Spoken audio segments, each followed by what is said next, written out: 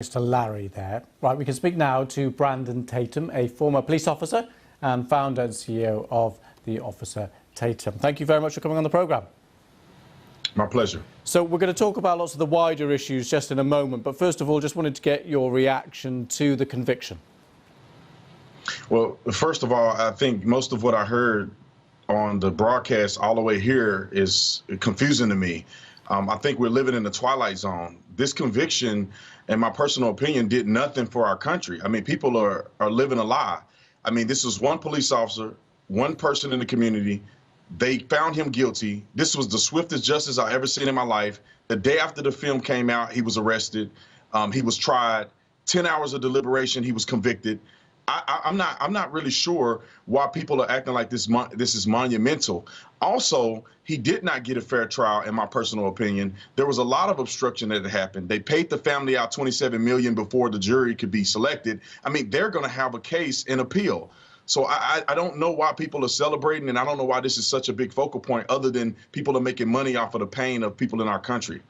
So you're objecting firstly to some of the things that happened around the trial, which now that there is a conviction, I think we should probably park that. But secondly, you're upset that there's a amalgamation here of a wider sense of a landmark case and this one specific court case. Yeah, this is not a landmark case. I think this is a political agenda. They're pushing lies in our country. Policing in America is not inherently racist. We don't live in a racist country.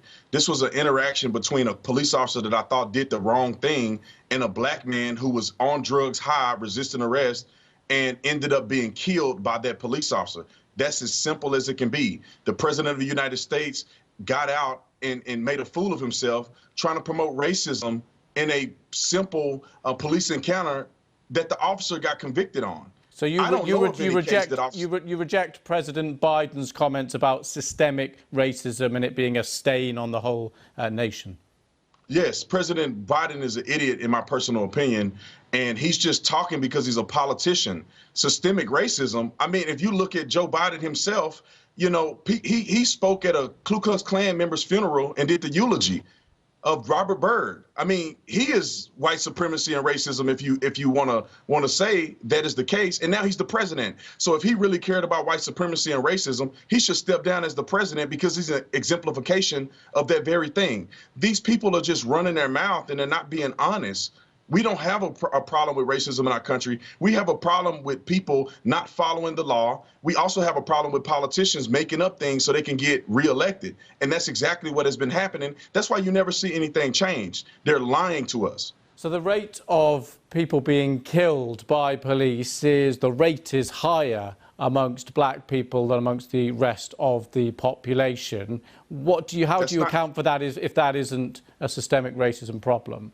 Yeah, first of all, that's not true. Twice as many white people get killed by police every year. Twice as many white people get killed unarmed by police every year. You just don't see it. There's a gentleman named Tony Timpa. I guarantee you anybody watching me have no idea who Tony Timpa is. Tony Timpa was murdered in the same fashion that Gorge Floyd was killed. But because he was white, we don't hear about it and nobody cares about it. Nobody's talking about police reform when he was suffocated and killed, but they only talk about it because Gorge Floyd is black. Black people commit over half of violent crimes in this country and only make up 13% of the population. They commit over half of the murders in this country, but only make up 13% of the population. And we can agree that 13% of the population aren't the criminals. There's only a small fraction of the black community that's doing this. So that explains why police are in the black communities more, and that explains why black people are incarcerated more. They are making up lies saying that it has anything to do with racism. Do you understand that there's black police officers too that patrol in many of these majority black cities? Are they racist? No, that's not the case. They're just making these things up, in my personal opinion, and they're riding a wave of dead black people in order to make money and be politically and get political leverage. Brandon Tatum, thank you so much for coming on and talking to us. Thank you. God bless you. Thank you.